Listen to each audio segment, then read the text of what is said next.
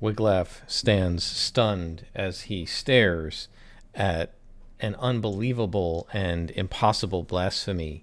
Someone has killed an iron priest, taken his blood, and smeared it on the iron pillar that stands beneath an outcropping of rock high in the mountains. The symbol scrawled on the iron pillar is that same symbol that he saw in the town of Duskmoor, in the unusual temple where innocent people were going to be sacrificed. The symbol of the skull with worms coming out of its mouth.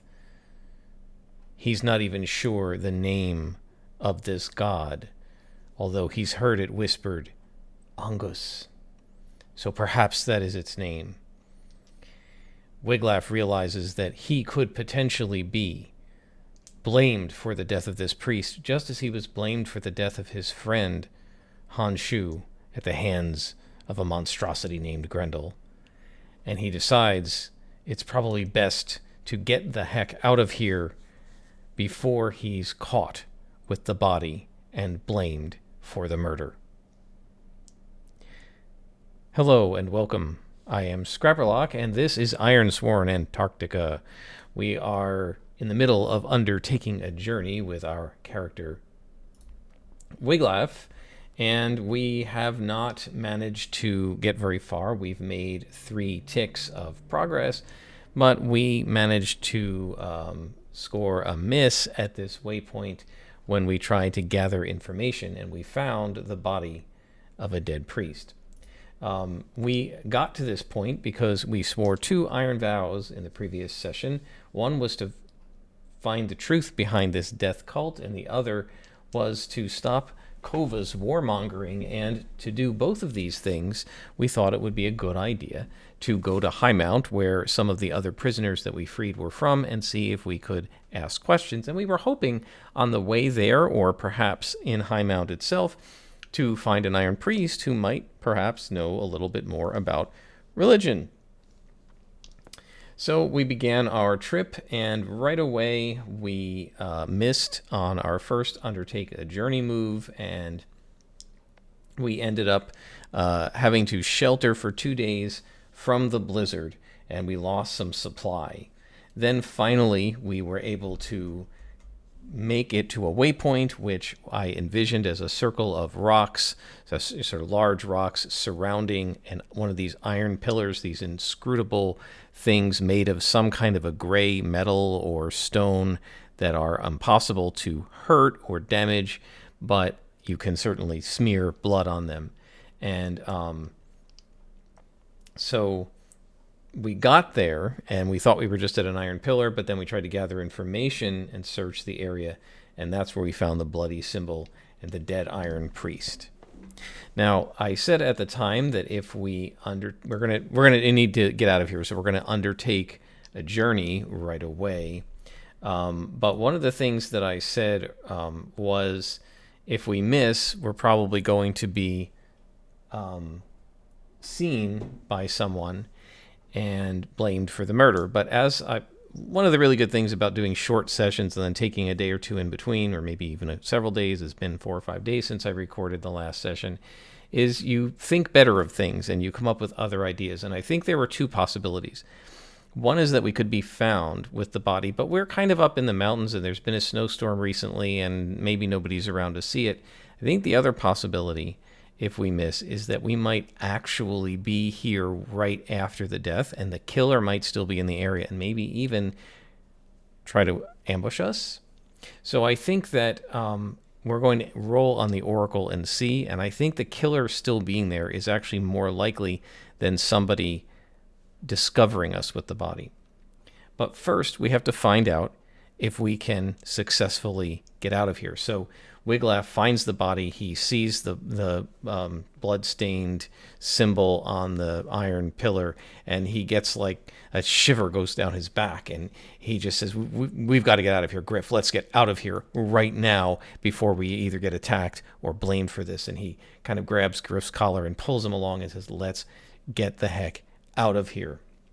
And so they're going to attempt to go past this pillar and kind of head down the other side of the mountain, and in between the two mountains that where this sort of overhanging rock kind of goes between them and shelters the iron pillar, and they're going to just keep heading sort of west toward Highmount. So if we zoom in here, remember that north is at the edge of the maps on the left side as you're watching this, and south is to the right in past the Veiled Mountains, and so east is kind of to the top of the map and west is to the bottom. And we're going to need to go through 2 more hexes, right, which will get our progress bar to 9, and then at that point I'll try to see if we can complete our journey. So we're going to try to move into this next hex, which is to the sort of southeast. We could move into the, it's not southeast, there's these 2 hexes, either one of them is equidistant, and we're going to move into one of them. So we're going to try to undertake a journey. So Griff and Wiglaf try to get out of there. Griff barks, and he tries to lead the way. So we're going to undertake a journey. Now, to do this move, we need to roll plus wits.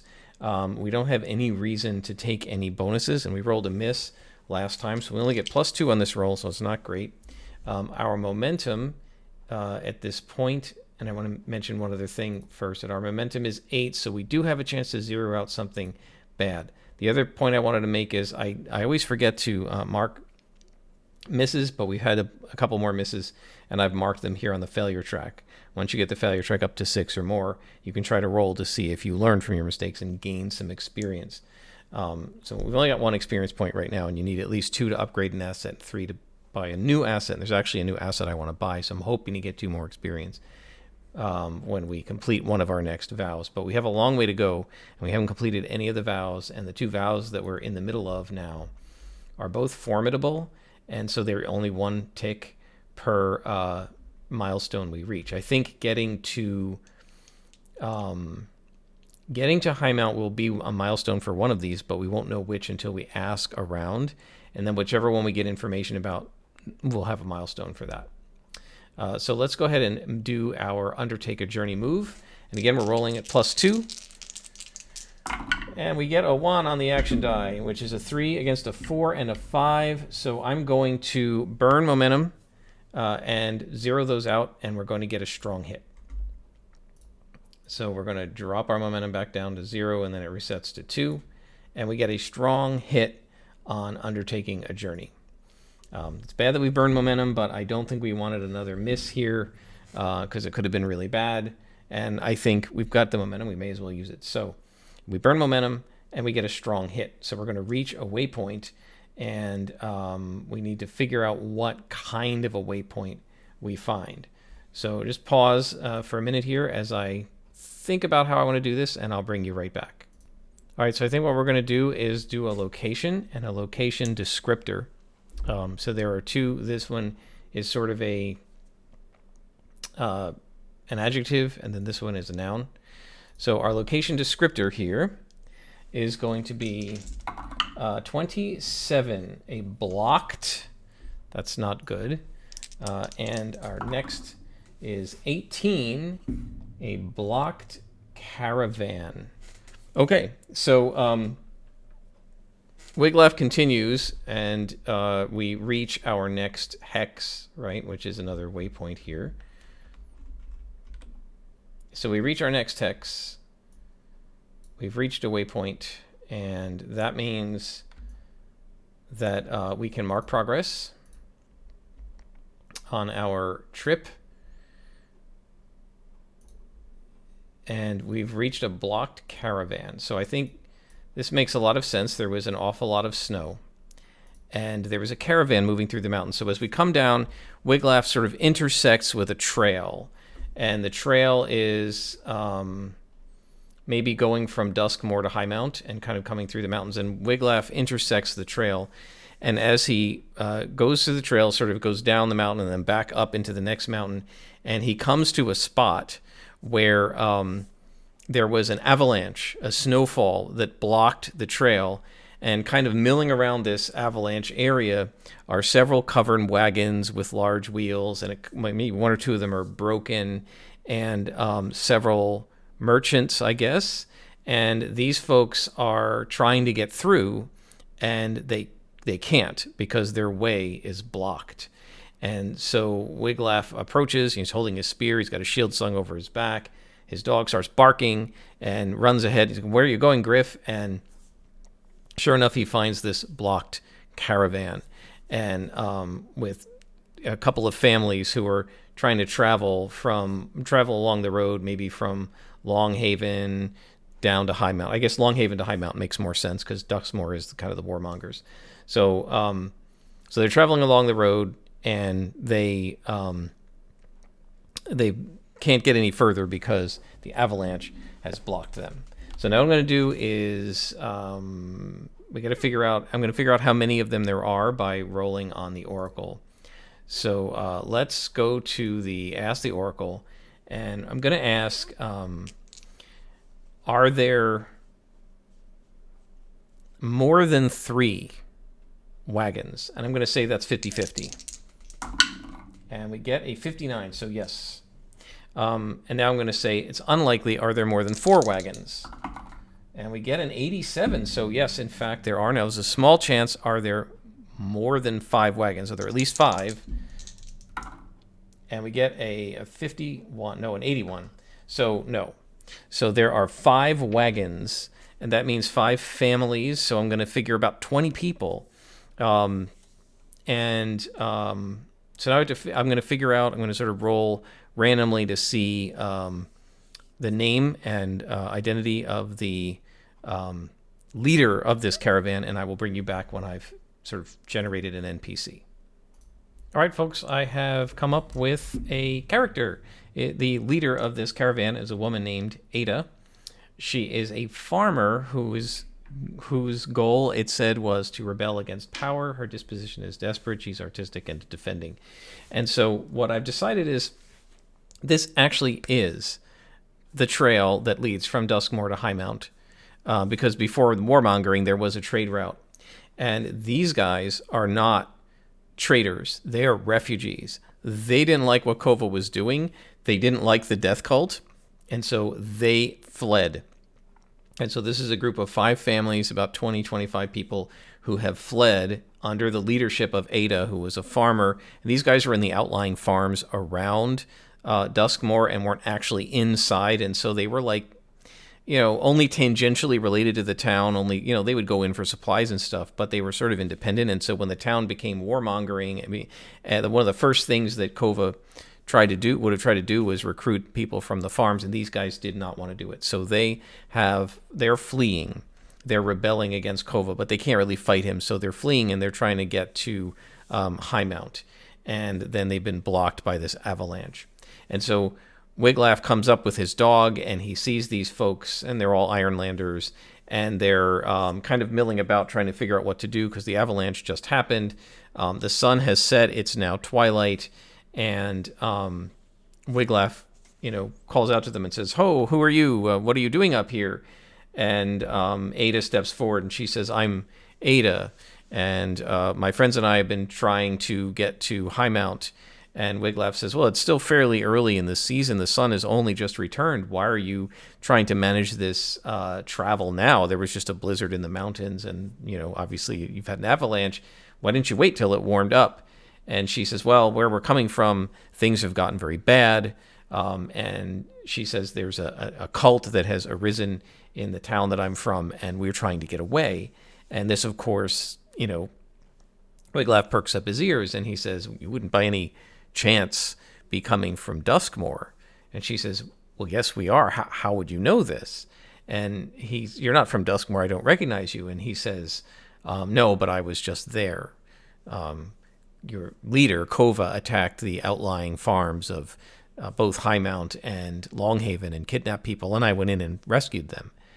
And she says, "Oh, well, that's it's great that you rescued them. Where are you from?" And he says, "Oh, I'm from near Longhaven, and I was helping people, but while I was there, I saw some pretty amazing things, some pretty terrifying things, including this temple to a god. And, we Ironlanders, most of us believe that the gods have abandoned us. So I was surprised at this, and it looked like they were going to sacrifice these people. Do you know anything about it?"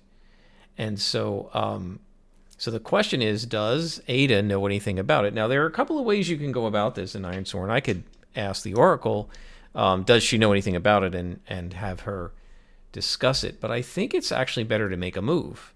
And that move would be gather information, right? He's trying to ask questions of her and conducting an investigation. So he says, well, let me ask you some questions. And so let's see what happens. Again, we got to roll plus wits, so hopefully we'll do a little better because we don't have any momentum to burn. And we roll a 6 this time, which is great. 6 plus 2 is 8 against a 10 and a 7, so we get a weak hit, which is actually perfect. I was almost hoping for this. So the information complicates our quest or introduces a new danger. So he doesn't know all the details, but she does. And we get plus 1 momentum, so let me move that up so we don't forget. And so Ada says, I can tell you a lot about them. They're horrible. Kova is not the one in charge. There's something else. And Wiglaf says, yes, I know there's something else. She said, it's a horrible thing. And of course, it's a husk, right? It's a horrible thing with withered flesh and black sunken eyes and clawed fingernails. And it has this horrifying wail, a howl that seems to hypnotize people, and it can make people do what it wants, and it's making Kova do what it wants, although he was all in on this cult even before that, she says. And Wiglaf says to her, but what is the cult? I saw the symbol of the skull and the worms, and the other people back away, and she turns pale and she says, it is a horrible religion of an evil god from the old world. And Wiglaf says, yes, but what god? I've heard the name Angus. And she makes like this warding symbol with her hands and fingers, and she says, no, don't say his name, it's horrible. And Wiglaf says, well, what sort of a god was this? And she says, he's the god of death and decay and endings. And she says, this is what this cult is about. So he says, you mean they want to die? And she says, no, they're not suicidal. They want to kill others, and ultimately they want to bring about the end of the world. That is what they're trying to do. And they feel if they get enough power, enough sacrifices to power their god, that he can end the world. And that is what the husk wants, and that is what they are trying to do. And Wiglaf says, that sounds terrifying, right? And we go back to our moves, and it says, the information complicates the quest or introduces a new danger. So we've introduced this new danger.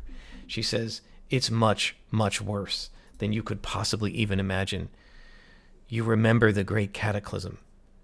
And Wiglaf says, I've heard of it, yes. She says, most of us living don't even know what it was, and I really don't. But I can tell you this. They were responsible for it. And Wiglaf says, what do you mean? And she says, these death cultists existed in the old world. They worshipped that god I won't name in the old world. And they enacted some kind of a ritual by sacrificing enough of us, enough humans, that the power of the god extended through the entirety of the old world. This was the only place, these Ironlands, the only place that did not get hit by the cataclysm. Something here protected the Ironlands so that they still had life when we landed.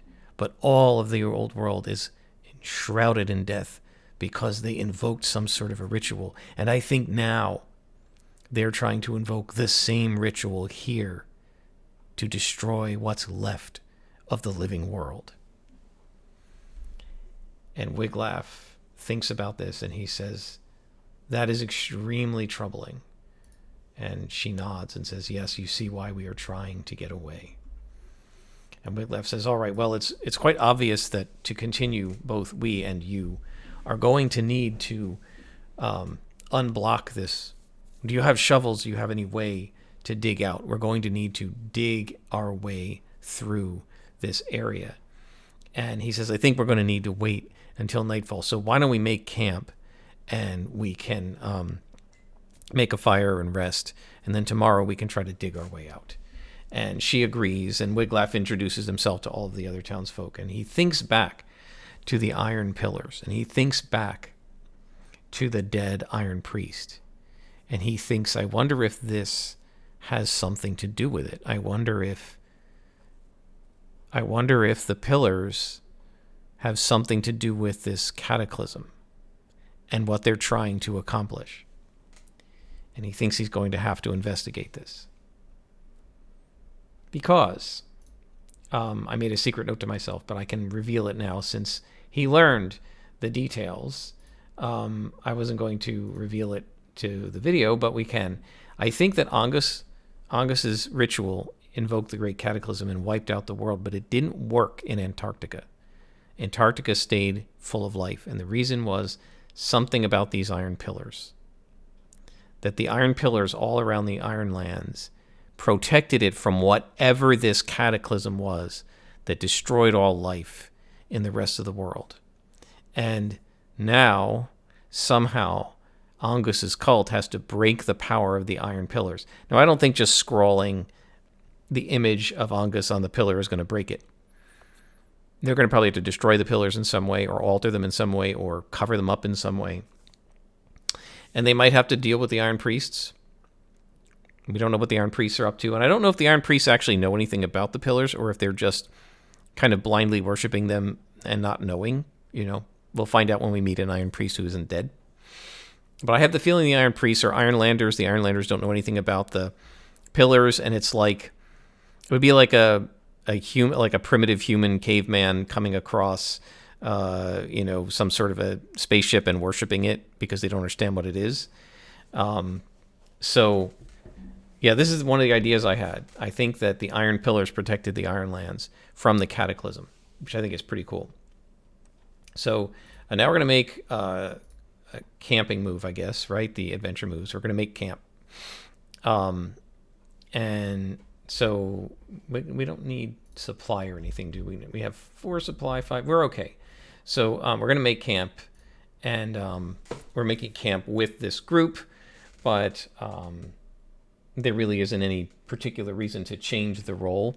So Wiglaf, helps them, set up their camp and build a fire because he's good at the outdoors, and these are mostly farmers, and they're not so great at like adventuring and camping. We're going to roll plus supply, which is plus 4. And we're going to, we get a 3 on our action die, plus 4 is a 7 against a 7 and a 3, so it's a weak hit. On a weak hit, we choose 1. We can take plus 1 momentum, or prepare and add plus 1 for the next journey. I think we're going to prepare, and we're going to add plus 1 to undertake a journey. So they make camp, and they kind of relax, and they tell some non-scary campfire stories. And Wiglaf would love to talk more to the NPCs, in particular to Ada, about the death cult, but she really doesn't want to do it. She's desperate. But remember, she's artistic, right? So I think she's a whittler. So she has a little piece of wood that she found by the side of the road, and she starts whittling. And she actually ends up whittling a little kind of a little statue, a figurine of the dog of Griff, who she takes to a little bit, and she pets him and scratches his ears and that sort of thing. And so so Wiglaf says, all right, tomorrow morning I'll try to help you guys get through the snow.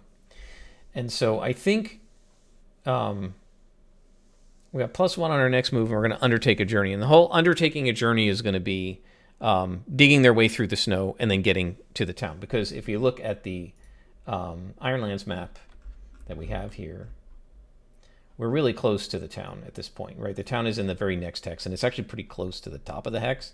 So we're basically right there. It's a few miles down the road. It's not going to take a long way. So what we're going to do is try to make our way through. And so the group gets together, and they start digging their way through, and Griff is using his paws to dig through, and they have a couple of spades because they're farmers. And they're not ideal snow shovels, but they try to dig their way through the avalanche. Now, of course, the danger is that they could shift the snow and make it worse. So that's what would probably happen on a miss. but I think we're ready to undertake our journey, right? So we're now going to attempt to get through the snow. And so we're rolling at plus width. I have to say, this is sort of annoying because I feel like this should be more like iron. But all right, we're going to use our brains to figure out the right way to dig so that we don't shift the wrong bits of snow and rock and cause more of an avalanche and bury ourselves. So how about that? Does that make sense? So we roll a 5 plus 2 is 7 against a 7 and a 4. It is a weak hit. So we reach a waypoint but suffer -1 supply. So that makes a lot of sense. It takes a lot of energy. Wiglaf eats some extra food. He even has to use some of his, like, maybe he's got some iron spikes with him and he's got to use like pitons and he's got to use them to help him as he goes, and that some of them get left back. And so he uses some of his gear and equipment to help them get through. Maybe he drops a few things in the snow and they go sliding down the mountain and he can't get them back. And of course he's got to feed Griff and everything. So we use -1 supply, but we reach a waypoint. So we get through the snow and we get to the other side, and where we get over the hill and down, over the top of the mountain and down the slope into sort of a valley, and we've reached our next waypoint, which is kind of a valley that may have the town in it, because now I want to see if we can reach our destination. So we get to a valley. It takes most of the day to dig, and of course the sun sets very early on this day. And so after getting through it, and they go a couple miles, they rest in this mountain valley. And so, right, I'm doing progress. So we mark progress. Make this a little thicker. Here we go. 1, 2, and 3. So now we're rolling at +9. So the next morning, let's see. Should we make camp again? I don't think it's necessary. We get through the snow, and I guess, are we close enough to the town? I guess this is the right way to ask, rather than saying we're in a valley. Are we close enough to the town that we can actually get there, right? And the move to do this is called reach your destination. So have we reached Highmount? And so now we're rolling no action die. We're just rolling against the +9. And so, or against the 9. And we're trying to see if we can hopefully roll lower than at least one of the 2 dice. Can't use momentum here. We get a 4 and a 6. It is a strong hit. So yes, we come out through the group comes out through the area we dug, and it's safe, and we get through, and we use a little bit of supply. So I got to remember to drop my supply by 1. Almost forgot to do that. So we move our supply down to +3, and we are going to take momentum, +1 momentum. So we're now at 4 momentum, which is good. That helps to get up there. And we have now reached the town of Highmount. So we have arrived, and we are in the town of Highmount. So now I'm going to do is sort of do a little description of Highmount randomly. And once I've come up with that, I will bring you guys back, and then we will finish up for this session. All right, so I did a little rolling on the oracles, and boy, I got a couple of surprises. The first one wasn't so bad. I said I got on the when it was action and theme, or one of those, low as a descriptor. Maybe it's location descriptor. And I said, okay, well, low in the mountains, it's in a valley, right? I'd already sort of imagined that. So it's in a valley. I decided between 3 tall mountains, and there's a caravan trail leading out of it to Duskmoor that isn't used much right now because Duskmoor is in the middle of doing all this warmongering.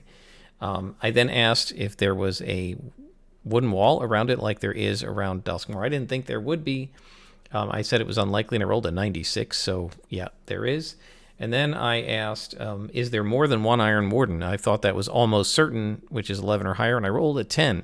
So it turns out in this town, right now at the moment, there's maybe more that patrol, and maybe there are free wardens that go around and patrol the area, and maybe some of those are in the region and might show up here. But right now there's only one Iron Warden in residence in Highmount to try and protect it. And I decided, well, the reason for that must be because they rely mostly on the wall and on their secluded location. So we come down the side of the mountain we were on into the valley. The snow is starting to melt because the sun is starting to be in the sky a few more hours a day now. Sun rises at, say, 11 in the morning and goes until 2 in the afternoon or 3. And it will continue to fairly quickly become brighter and brighter until we get to the point where in another couple months, it's 24 hours a day. So the snow's a little bit starting to melt. It's got a little bit warmer here. It's not super warm yet, but it's, getting over freezing when the sun is up, and so the snow is starting to melt. Now, Wiglaf has rescued 8 people here from Duskmoor about a week ago, and they shouldn't have forgot that. And we did forge a bond with Highmount. So we have a bond with this town, which will help us. So we get down into the town, and the caravan they go through the gates, and the one Iron Warden is there at the gate, welcomes them in, and the caravan goes inside. And Wiglaf is probably going to want to talk to the Iron Warden and tell the Iron Warden what he knows about Duskmoor before entering the town. But this has been a 31-minute session already, and I think this is a good stopping point, and our investigation into the town of Highmount will occur next time. Before we go, though, I think we have made some progress, right? We learned we learned some of the truth behind the death worshippers, and so I think that we're going to mark progress on that vow, and we haven't really made any progress on Kova's warmongering. Now, we've learned stuff about the death worshippers, but we don't know, who is this husk? We don't know if somebody is behind the husk. We really don't know why they're painting symbols on the iron pillars, but we've learned quite a bit. Not enough, obviously, to finish this vow, but we've learned quite a bit. So things are looking up. We are going to need to probably sojourn here and try to get some supply or just do a rest, but I don't think we have the time to just wait weeks to regain our supply. Our health and spirit are up. We've got 4 momentum, and things are looking okay for this character. Until next time, I am Scrapperlock, and this has been Ironsworn, Antarctica.